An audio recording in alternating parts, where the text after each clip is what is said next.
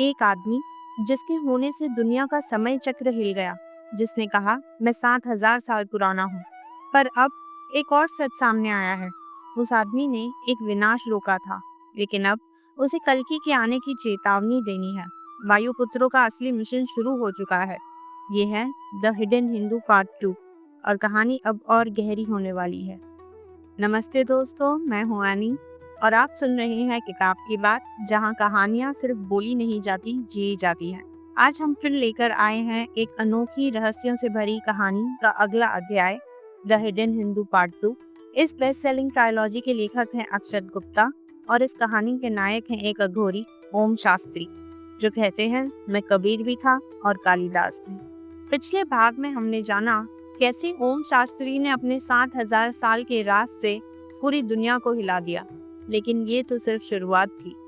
Part 2 की शुरुआत होती है एक गुप्त स्थान से, जहां वायुपुत्रों की सबसे बड़ी बैठक हो रही होती है। और तब एक एंशिएंट मिशन एक्टिवेट होता है, प्रोजेक्ट अमृत। ओम कहते हैं मैं जीवन के उस मोड़ पर हूँ जहाँ ज्ञान भी संकट बन जाता है और स्मृतियाँ तलवार। जब ओम शास्त्री को हिरासत में लिया गया तो इस खबर से पूरे देश में हलचल मच गई। वैज्ञानिक और गुप्त एजेंसियां चौकन्ना हो गई। सबसे ज्यादा चिंता इस बात की थी कि अगर ओम की बातें सच निकली तो वायुपुत्रों की वो गुप्त दुनिया सामने आ जाएगी, जिसे हजारों सालों से छिपा कर रखा गया है। वायुपुत्र एक ऐसी संस्था जो वैदिक ज्ञान, रहस्यमय तकनीक और प्राचीन परंपराओं की रक्षा करती है। उनके असली ठिकानों का पता अब तक किसी को नहीं था, लेकिन अब पर्दा उठने वाला था। उनका अड्डा था एक पुराना किला, जहाँ की दीवारों पर प्राचीन लिपियों के चिन्ह उकेरे हुए थे। उन पर जैसे कोई अदृश्य ऊर्जा चमक रही थी। वहाँ सब कुछ सामान्य नहीं था, न हवा, न समय, न ऊर्जा। किले के बीचों बीच एक कमरा था जिसे मंत्रकोश कहा जाता था। वहाँ वायुपुत्रों की एक गुप्त बैठक चल रही थी। सभी बुजुर्ग, तपस्वी और तकनीकी जानकार इकट्ठा हुए हुए थे।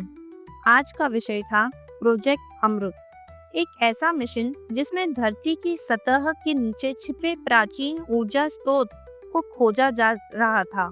ये ऊर्जा वैदिक मंत्रों और ध्वनि तिरंगों से जुड़ी हुई थी।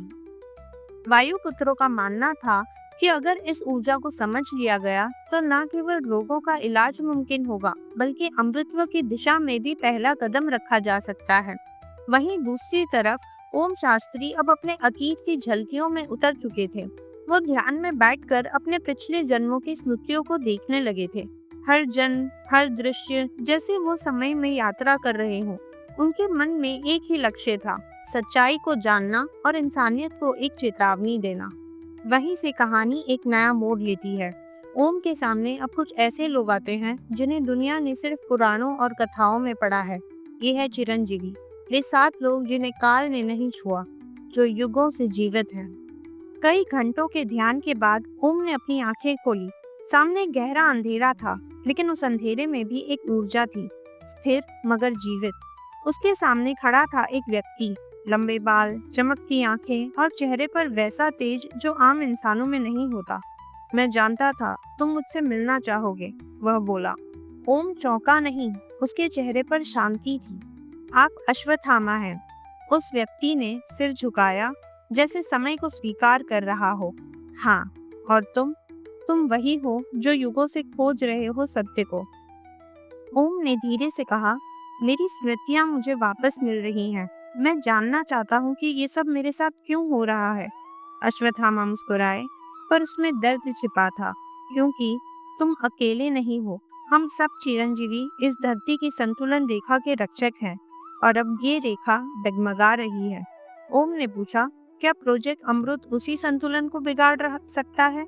अश्वत्थामा ने सिर हिलाया। हाँ, जो शक्ति जीवन दे सकती है, वही शक्ति विनाश भी ले सकती है। थोड़ी देर की चुप्पी के बाद अश्वत्थामा ने ओम के कंधे पर हाथ रखा। चलो, मैं तुम्हें एक ऐसी जगह ले चलता हूँ जहाँ बाकी चिरंजीवी तुम्हारा इंतजार कर रहे हैं। लेकिन एक बात जान लो, जब तुम अपनी पूरी स्मृति प्राप्त कर लोगे, तब तुम्हें एक चुनाव करना होगा। ओम ने पूछा, किस बात का चुनाव? अश्वत्थामा बोले, या तो तुम इस धरती को विनाश से बचाओगे या फिर उसी विनाश का हिस्सा बन जाओगे। ओम ने अपनी मुट्ठी भींची। उसे अभ्यास था कि अब उसके सामने केवल रहस्य नहीं, जिम्मेदारी भी है। रात का समय था, जंगल शांत था, लेकिन उस शांति के भीतर एक गूंज छिपी थी, जैसे प्रकृति कुछ कह रही हो। ओम अश्वत्थामा के साथ एक गुफा की ओर बढ़ रहा था, जो एक पहाड़ी की तलहटी में स्थित थी। गुफा के द्वार पर पहुंचते ही अश्वत्थामा रुक गया।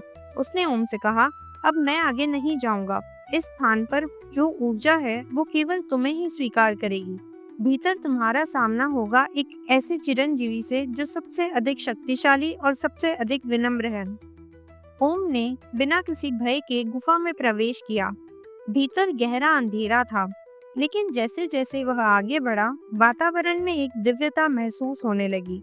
एक सुखद गंध, एक शांत ध्वनि और फिर एक गहरे स्वर में आवाज आई, ओम, तुम्हारा स्वागत है। ओम रुक गया। आंखें अंधेरे में कुछ देखने की कोशिश कर रही थी, लेकिन उस आवाज में इतनी शक्ति थी कि शरीर कांप उठा। तभी एक तेज प्रकाश फूटा और सामने प्रकट हुए महाबली हनुमान। विशाल शरीर, तेजस्वी चेहरा, लेकिन दृष्टि में करुणा और अपनापन।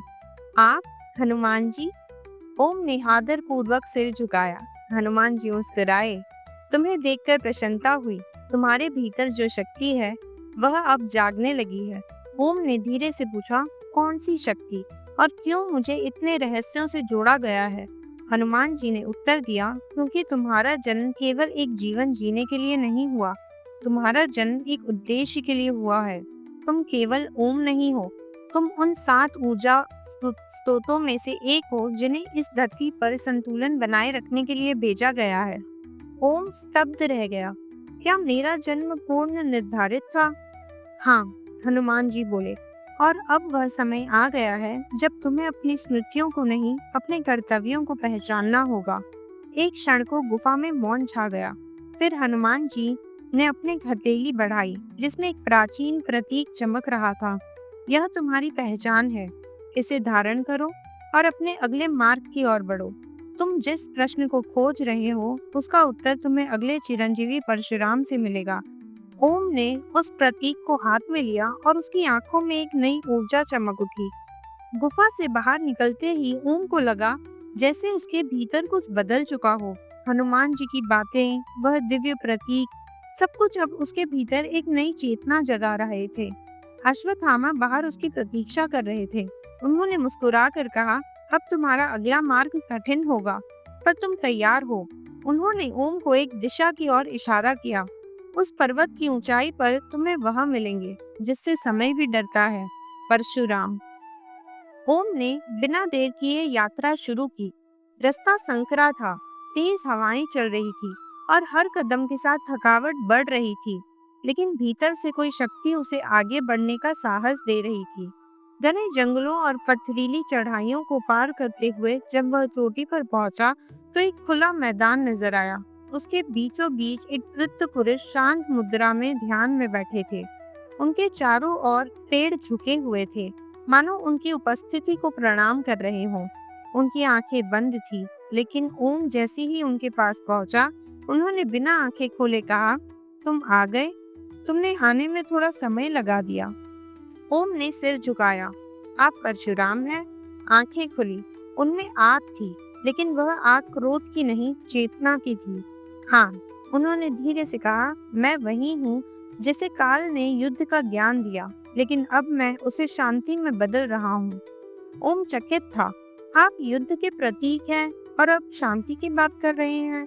परशुराम ने उत्तर दिया, क्योंकि युद्ध केवल विनाश नहीं होता, कभी कभी वह असंतुलन को मिटाने का साधन भी बनता है। लेकिन युद्ध तब तक एक पवित्र है जब तक उसमें उद्देश्य हो, स्वार्थ नहीं। ओम ने पूछा, तो क्या मेरी यात्रा भी युद्ध की ओर जा रही है? परशुराम ने कहा, तुम्हें अपने भीतर के द्वंद्व से लड़ना है। ये सबसे कठिन युद्ध होता है, और जब तुम इस युद्ध में विजय पाओगे, तभी तुम बाहर की लड़ाई में खड़े हो सकोगे। उन्होंने जमीन से एक लकड़ी उठाई। वह साधारण नहीं थी, उस पर प्राचीन श्लोक खुदे हुए थे। इसे लो, परशुराम बोले। यह एक साधन नहीं, एक स्मरण है कि शक्ति हमेशा उत्तरदायित्व से ही आती है। ओम ने वह लकड़ी हाथ में ली और जैसे ही उसने उसे छुआ, उसे अपने भीतर कुछ खुलता हुआ महसूस हुआ, जैसे एक दरवाजा यादों का। उसने परशुराम से कहा, अब मैं समझने लगा हूँ, लेकिन अगला कदम क्या है? परशुराम ने उत्तर दिया, अब तुम्हें जाना होगा उस व्यक्ति के पास जो सबसे अधिक मौन है, लेकिन जिसने समय को हर युग को देखा है, विभीषण। वही तुम्हें दिखाएंगे कि धर्म और सत्ता के बीच की सीमा कितनी धुंधली हो सकती है। समुद्र के किनारे एक शांत वृद्ध पुरुष से ओम मिले। विभीषण, रावण का भाई और धर्म का पक्षधर। विभीषण बोले, सत्ता और धर्म की टकराहट में हमेशा किसी न किसी को कुचला जाता है। तुम्हें यह सीखना है कि कैसे सत्य को सत्ता से बचा कर रखना है। उन्होंने एक ग्रंथ सौंपा, निर्णय और नियति के मध्य की रेखा। अब ओम पहुंचा पाताल की ओर, वहां जहां समय की चाल धीमी हो जाती है, और वहां उसका सामना हुआ दानवों के राजा बलि से। बलि बोले, त्याग सबसे बड़ी शक्ति है ओम। मैं स्वयं वामन को 3 पग धरती देने के बाद पाताल गया, लेकिन वह मेरा पतन नहीं, मेरा उत्थान था। ओम चुप रहा। वह समझ चुका था कि जो छोड़ सकता है वही वास्तव में पा सकता है। बलि ने उसे एक वचन दिया, जब धरती पर अधर्म बढ़ेगा हम फिर से मिलेंगे।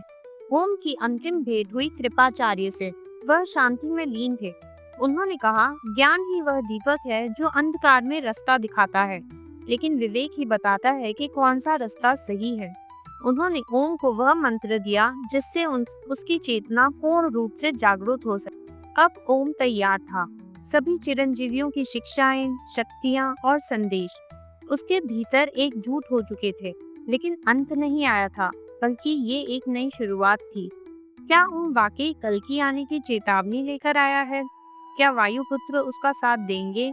क्या उसे रोकेंगे? और सबसे बड़ा प्रश्न, क्या ओम स्वयं कल की है?